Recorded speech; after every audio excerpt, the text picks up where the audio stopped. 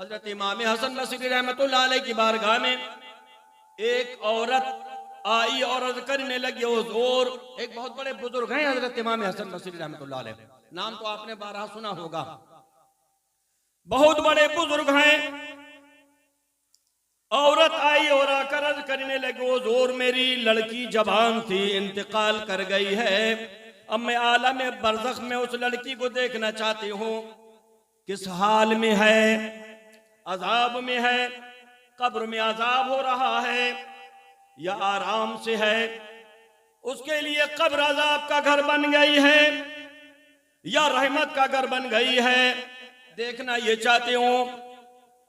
तो हजरत इमाम हसन बसरी रहमतुल्लाह अलैह ने उसको, उस औरत को अमल बता दिया और फरमा दिया ये पढ़ लेना और पढ़कर सो जाना, रात में तू अपनी लड़की को देख लेना किस हाल में है। लड़की औरत पहुंच गई और घर पर जाने के बाद जो हजरत इमाम हसन बसरी रहमतुल्लाह अलैह ने अमल बता दिया था, अमल करने के बाद सो गई। रात में देख रही है कि लड़की बुरी तरह से अज़ाब में गिरफ्तार है, कब्र उसको दबा रही है, कब्र में आग के शोले भड़क रहे हैं, आग की जंजीरें पहना दी गई हैं, अकड़ियां पहना दी गई हैं, परेशान है। अब ये तो सभी जानते हैं औलाद वालों को अपनी औलाद से कितनी मोहब्बत होती है, ये तो औलाद वालों से पूछा जाए अपनी औलाद से कितनी मोहब्बत होती है, और माँ को तो सबसे ज्यादा मोहब्बत होती है। माँ ने जब अपनी लड़की को अजाब में गिरफ्तार देखा, तड़प गई, परेशान हो गई। सुबह को सरकार हजरत इमाम हसन बसरी रहमतुल्लाह अलैह की बारगाह में पहुंच गई और जाने के बाद अर्ज करने लगी, हुजूर मैंने अपनी लड़की को बुरी तरह से अजाब में गिरफ्तार देखा है। सारे हालात बयान करके चली आई। अल्लाहु अकबर। उसके बाद हजरत इमाम हसन बसरी रहमतुल्लाह अलैह ने उस लड़की को ख्वाब में देखा। अब आप देख रहे हैं कि वो जो कब्र थी उसके लिए अजाब का घर नहीं बल्कि रहमत का घर बन चुकी थी। बेशक। अभी तक तो लड़की कब्र के अजाब में तड़प रही थी, लेकिन अब बहुत ऐश व आराम में है, परेशानी दूर हो चुकी है, अल्लाह की रहमत के साए तले सो रही है। हजरत इमाम हसन बसरी रहमतुल्लाह अलैह ने पूछा, अरे बेटी तेरी माँ ने तो ऐसे ऐसे बताया था, अजाब में गिरफ्तार थी, अब ये सब कुछ ऐसा कैसे हो गया? तो ये बात सुनने की है। हजरत इमाम हसन बसरी रहमतुल्लाह अलैह ने उससे पूछा, या अजाब कैसे बदल गया, अजाब रहमत में कैसे तब्दील हो गया? तो अर्ज करने लगी, हुजूर मेरी माँ ने जो मुझे देखा था वो सही है, मैं अपने आमाल के आमाल बद की वजह से गिरफ्तार थी, अजाब में गिरफ्तार थी, लेकिन ये अजाब क्यों उठ गया, अजाब क्यों उठा लिया गया?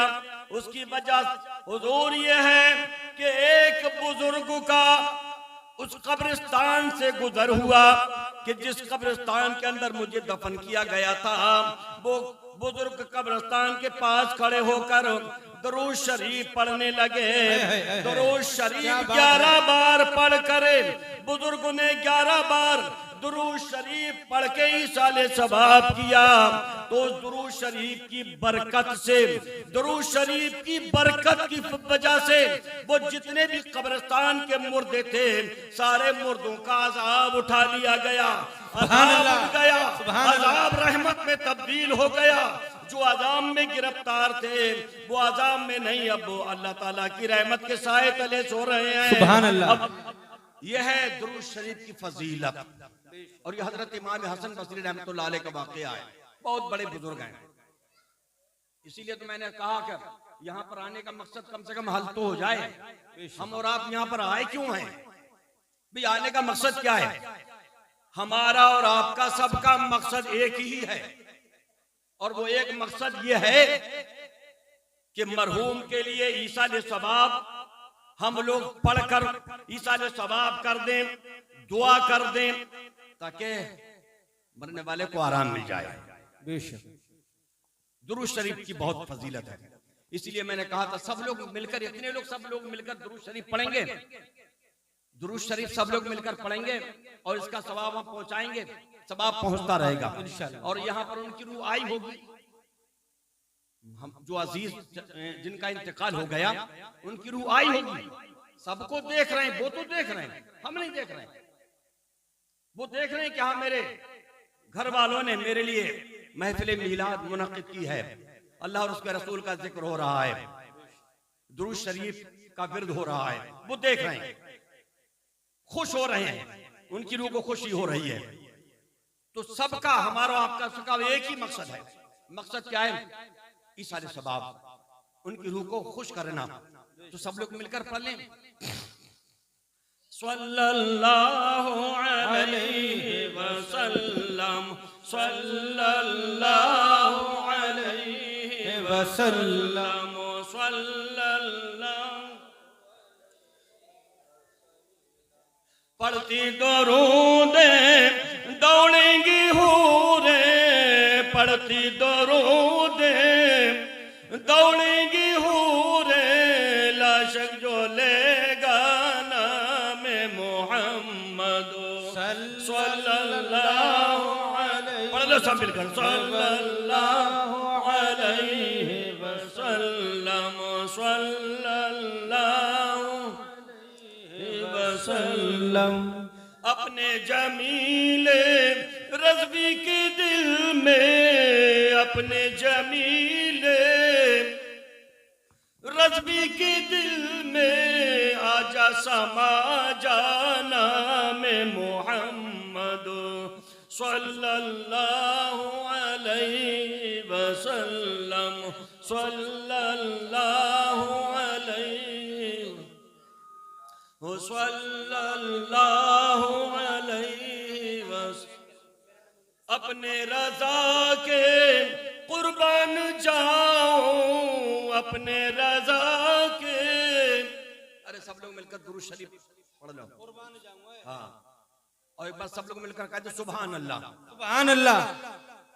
अपने रज़ा के कुर्बान जाओ, जिसने सिखाया नाम मोहम्मद सल्लल्लाहु अलैहि वसल्लम, सल्लल्लाहु अलैहि वसल्लम। अर्ज़दान मोहतरम, बहुत बड़े बुजुर्ग हैं हजरत शेख सादी रहमतुल्लाह अलैह, जिनकी किताब, दो किताबें लिखी, बहुत मशहूर किताबें हैं, दर्स निज़ामी में पूरे हिंदुस्तान के अंदर, क्या शायद पूरी दुनिया के अंदर शामिल रहती हैं दर्स निज़ामी में। एक का नाम है गुलिस्तान और दूसरी किताब का नाम है बोस्तान। तो हजरत शेख सादी फरमाते हैं, जहां ए बरादर न मानत बकस, दिल अंदर जहां आफरी बंदोबस्त। बहुत बड़े बुजुर्ग हैं। हजरत शेख सादी फरमाते हैं, भाई ये दुनिया किसी के पास नहीं टिकी, ये दुनिया किसी के पास नहीं टिकी। दिल को अगर लगाना है तो दुनिया के पैदा करने वाले से लगा और बस। ये कह दिया शेख सादी ने, फरमाया कि दिल अगर लगाना है तो दुनिया के पैदा करने वाले से लगा और बस। शेख सादी ने तो इतना कहने के बाद कह दिया और बस, इतने काफी। और क्यों कैसे? अब थोड़ी देर के बाद आप भी सो जाएंगे, सारी दुनिया सो जाएगी, आप भी सो जाएंगे, हम भी सो जाएंगे। ये जो नींद कहते हैं ना, इंसान को नींद आ गई, सो गया, ये नींद है क्या? ये नींद क्या है? ये मौत की बहन है, ये छोटी मौत है। ये आप हजरात ने देखा होगा, सोने वाला सो गया, हाथ ढीले पड़ गए, नारे तकबीर, अल्लाहु अकबर, नारे रिसालत, उलमाए अहले सुन्नत जिंदाबाद। तो हजरत तशरीफ ले आए आप। तो हजरत उम्दा बेहतरीन बयान तो हजरत करते हैं, आप हजरत समाअत फरमाएंगे। मैं तो थोड़ी सी देर के लिए हाजिर खिदमत हूँ। तो मैं आपसे अर्ज कर रहा था, हम लोग कहते हैं नींद आ गई, सो गए, सो गए, ऐसे सोए कि हाथ ढीले पड़ गए, पैर ढीले पड़ गए, आंखें भी बंद हो गईं, मुंह भी बंद हो गया। अब क्या चल रहा है? अब क्या चल रहा है? सोने वालों को नहीं मालूम कि मेरे पास कौन खड़ा है और खड़े होने वाले का इरादा क्या है, उसको नहीं मालूम है। सो रहा है, सो गया। दिल की धड़कन चल रही है। ये जो दिल की धड़कन चल रही है, ये कौन है? ये कौन है? अय अल्लाह के बंदे, तूने अल्लाह तबारक व तआला की बेशुमार नेमतें हासिल की, अल्लाह की नेमतें खाई।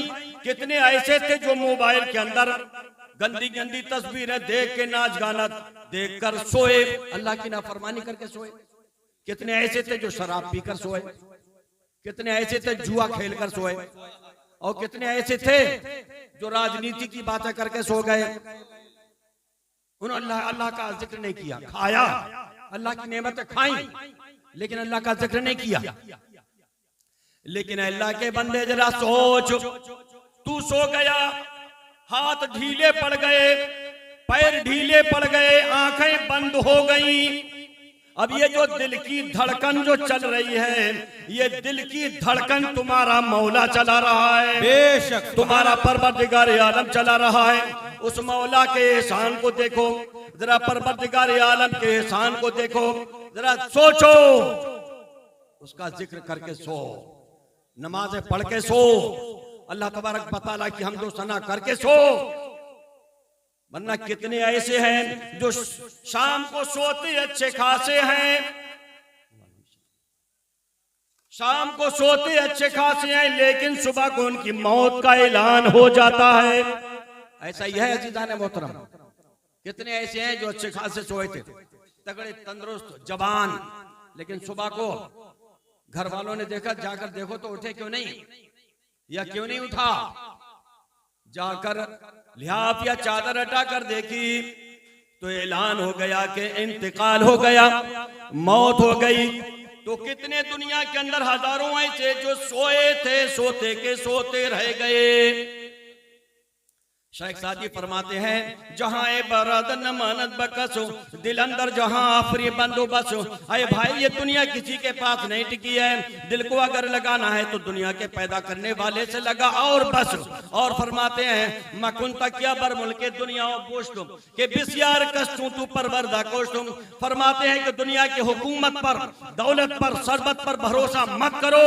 क्यों? इसलिए कि दुनिया ने इस तुम्हारे जैसे कितने लाल पाले हैं, कैसे कैसे बहादुर पाले हैं, कैसे कैसे खूबसूरत जवान पाले हैं, बकोष्ठ। फरमाया और मार डाले, चले गए, मर गए। इसलिए फरमाते हैं शेख सादी, और फरमाते हैं, बस नाम पर वज़ीर जमीन दफन कर दान। बड़े बड़े नाम पर लोगों को जमीन के नीचे दफन कर दिया, बड़े बड़े बादशाहों को जमीन के नीचे दफन कर दिया। उनकी हस्ती का, उनके वजूद का हुए जमीन पर आज निशान भी बाकी नहीं रहा है। हाल ये हुआ है। और आगे फरमाते हैं, खैर कुन फला व गनीमत शुमार उमर। ऐ भाई, ये जिंदगी है ना, इसको गनीमत शुमार कर। खैर कुन, भलाई कर। ये जो राजनीति की इधर बातें करी, उधर बातें करी, इधर दुनिया की बातें करी, उधर बातें करी, ये जो जिंदगी है इसलिए नहीं है। ये जो जिंदगी है ये इसलिए नहीं, बड़ी कीमती है। एक एक लम्हा बड़ा कीमती है तुम्हारा। शेख सादी फरमाते हैं, खैर कुन फला व गनीमत शुमार उमर। चूं बांग बरायत के फला ना माना। देखा होगा आप हजरात ने, मस्जिद से ऐलान हो गया कि फला मर गया। शेख सादी फरमाता है, इससे पहले कुछ कर ले। फरमाते हैं, इससे पहले कुछ कर ले कि तेरे मरने की आवाज दूसरे के कान में पहुंचे कि फला मर गया। इस मरने की आवाज जो दूसरे के कान में तेरे मौत का ऐलान हो, इससे पहले कुछ कर ले। शेख सादी फरमाते हैं, अज़ीज़ान मोहतरम, और सरकार आला हजरत फरमाते हैं, अंधेरा घर अकेली जान दम घुटता दिल उकताता। जरा सोचो, हदीस पाक के अंदर आया, अल्लाह के प्यारे महबूब सल्लल्लाहु अलैहि वसल्लम फरमाते हैं, कब्र दबाती है। कैसे दबाती है? इतना दबाती है कि दाहिनी तरफ की पसलियां बाईं तरफ चली जाती हैं, बाईं तरफ की पसलियां दाहिनी तरफ चली जाती हैं। कब्र दबाती है। कब्र कहती है, मैं कीड़े मकोड़ों का घर हूं, अंधेरा घर हूं, अजाब का घर हूं। आला हजरत फरमाते हैं, अंधेरा घर अकेली जानो, दम घुटता दिल कुताता, खुदा को याद करो प्यारे वो साथ आने वाली है। बेशक सुभान अल्लाह। खुदा को याद करो प्यारे वो साथ आने वाली है। तो अजीजान मोहतरम, हमारा जो जिंदगी का मामला ऐसा ही है। सुबह को जब उठा करो ना, और सुबह का जब उजाला देखा करो, तो अल्लाह का शुक्र अदा कर लिया करो। क्यों? ए बेटा तुम जा।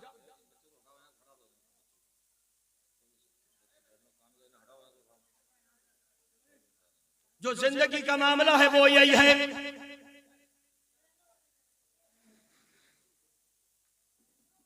जरा सबने एक बार दुरूद शरीफ पढ़ लें। अल्लाहुम्मा सल्ली अला सय्यिदिना व मौलाना मुहम्मदिन मुअद्दिनिल जुद वल करम व आलिहि व बारिक व सल्लिम सलातु व सलामुन अलैका या रसूल अल्लाह सल्लल्लाहु तआला अलैहि वसल्लम। मैं आप हजरात से गुजारिश कर रहा हूं कि जब सुबह को उठो और सुबह का उजाला देख लो तो अल्लाह ताला का शुक्र अदा करो। क्यों? इसलिए कि कितने ऐसे थे जो शाम को सोए थे अच्छे खासे, लेकिन सुबह का उजाला उन्हें देखना मैसर नहीं हुआ। सुबह का उजाला उन्होंने नहीं पाया, नहीं देखा। अब जिसने देख लिया सुबह का उजाला, जिसने देखा, अल्लाह ताला ने उसको जिंदगी जैसी नेमत अता फरमाई, तो अपने मौला का शुक्र अदा कर लेना चाहिए। सुबह को उठकर अल्लाह तबारक व तआला की रजा के लिए मस्जिद में पहुंचकर 4 रकत नमाज फजर की अदा कर लेना चाहिए। कम से कम अल्लाह का शुक्र अदा कर लेना चाहिए। आए थे यहाँ सबो भूल गए, जाना है कहाँ मालूम नहीं। आए थे यहाँ सब भूल गए, जाना है कहाँ मालूम नहीं। सामान सफर सबो ठीक करो, कब होगा सफर मालूम नहीं। सामान सफर सबो ठीक करो, कब होगा सफर मालूम नहीं। उस घर को सजाए रखा है जिस घर में 2 दिन रहना है, और जिस घर में हमेशा रहना है, कैसा है वो घर मालूम नहीं। जिस घर में हमेशा रहना है, कैसा है वो घर मालूम नहीं। ये कयामत के करीब का जमाना है।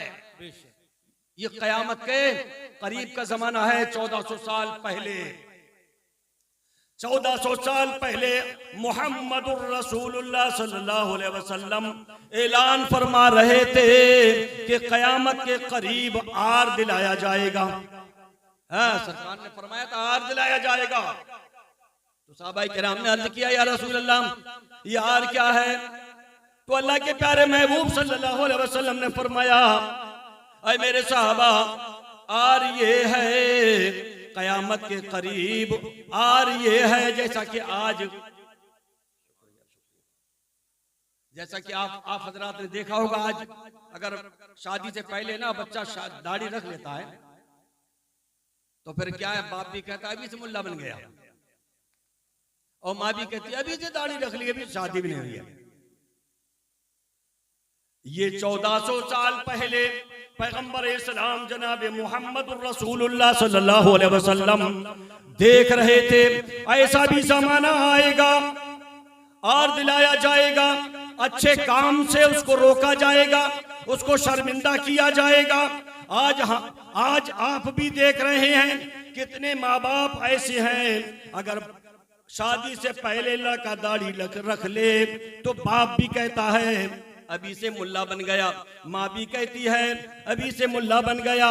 लेकिन 1400 साल पहले जमाने को सरकार देख रहे थे और सरकार ने फरमाया कि कयामत की निशानियों में से एक निशानी ये तो है, लेकिन एक निशानी ये भी है, हरज बहुत ज्यादा होगा। सरकार ने फरमाया था हरज बहुत ज्यादा होगा। तो साहब के नाम ने अर्ज किया या रसूल अल्लाह, ये हरज क्या है, इसके बारे में बता दीजिए। तो सरकार दो आलम सल्लल्लाहु अलैहि वसल्लम ने फरमाया हरज, मैं ये जो बोल रहा हूं इसका मतलब ये है कि कत्ल क़िताल बहुत ज्यादा होगा। तो साहब किराम ने अर्ज किया या रसूल अल्लाह, वो तो आज भी होता है जंगों में, खून खराबा तो जंगें होती हैं उनमें होता ही है, वो तो कत्ल क़िताल आज भी होता है। तो सरकार ने फरमाया था ऐ मेरे साहबा, मैं इस कत्ल की बात नहीं कर रहा हूं, बल्कि मैं उसकी बात कर रहा हूं कयामत के करीब ऐसा जमाना आएगा कि बाप बेटा बाप को दौलत की वजह से कत्ल कर देगा। अल्लाह अकबर। सरकार ने 1400 साल पहले फरमाया था कि ऐसा भी जमाना आएगा, अगर उसको दौलत कुछ कम दी बाप ने तो फिर उसी चक्कर में बाप को मार देगा, कत्ल कर देगा, बहन को मार देगा, इस दौलत के चक्कर में मां को भी कत्ल कर देगा। 1400 साल पहले पैगंबर इस्लाम इस जमाने को देख रहे थे और आज हम और आप देख रहे हैं। पेपर में, खबरों में इस तरह के वाकयात होते रहते हैं कि बेटे ने बाप को कत्ल कर दिया या मां को कत्ल कर दिया। सिर्फ किस वजह से? उसको दौलत कम मिली थी, उसको प्रॉपर्टी पूरी तरह से नहीं मिली थी, सिर्फ इसी वजह से उसको कत्ल कर दिया। लेकिन 1400 साल पहले पैगंबर इस्लाम इस जमाने को देख रहे थे, अल्लाह के प्यारे महबूब इस जमाने को देख रहे थे। अल्लाह तबारक व तआला ने अपने प्यारे महबूब को माजी का भी इल्म अता फरमाया है और हाल का भी इल्म अता फरमाया है, मुस्तकबिल का भी इल्म अता फरमाया है, माकाना मा यकून का भी इल्म अता फरमाया है, अज़ल से लेकर अब तक का भी इल्म अता फरमाया है। आला हजरत इमाम अहले सुन्नत फरमाते हैं और कोई गैब क्या तुमसे नेहा हो भला, और कोई गैब क्या तुमसे नेहा हो भला, और जब ना खुदा ही छुपा तुम पे करोड़ों दरूद, सुभान अल्लाह, सुभान अल्लाह। जब ना खुदा ही छुपा तुम पे करोड़ों दरूद। और इमाम अहले सुन्नत फरमाते हैं भाई बहुत बड़े हम लोग खुश नसीब हैं, अल्लाह तबारक व तआला ने हमें नबी भी ऐसा नबी अता फरमाया जो इमामुल अंबिया, सुभान अल्लाह, नबियों का इमाम। हमें कैसा नबी अता फरमाया अल्लाह ने, अल्लाह का बहुत बड़ा एहसान है, अल्लाह का शुक्र है, अल्लाह ने हमको नबी दिया, लेकिन कैसा नबी दिया जो इमामुल अंबिया, सुभान अल्लाह। और फिर गौस भी दिया। गौस कैसा दिया? अल्लाह ताला ने हमें गौस कैसा दिया? जो इमामुल औलिया, सुभान अल्लाह। औलिया किराम का इमाम, तो हमारा नबी भी इमामुल अंबिया है और हमारा गौस भी इमामुल औलिया है, सुभान अल्लाह। ऐसा अल्लाह तबारक व तआला ने अता फरमाया है। तो अज़ीज़ाने मोहतरम, अगर नबी से तुमने मोहब्बत कर ली तो तुम्हारे मरातिब बुलंद हो जाएंगे। अगर मदीने वाले के दरवाजे पर चले गए तो तुम्हारे दराजात बुलंद हो जाएंगे। इसलिए यही तो हर दर्द का दरमा है, यही तो चाराए बेकसा है।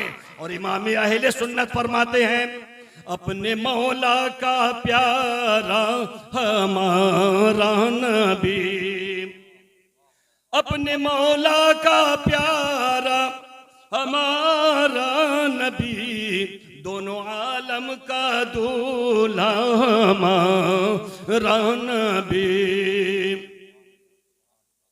और कौन देता है देने को मुँह चाहिए, कौन देता है देने को मुँह चाहिए, और देने वाला है सच्चा हमारा नबी। तो अज़ीज़ाने मोहतरम, बड़े खुश नसीब हैं। आवाज बहुत खींच रहे हैं, थोड़ा सही करो यार।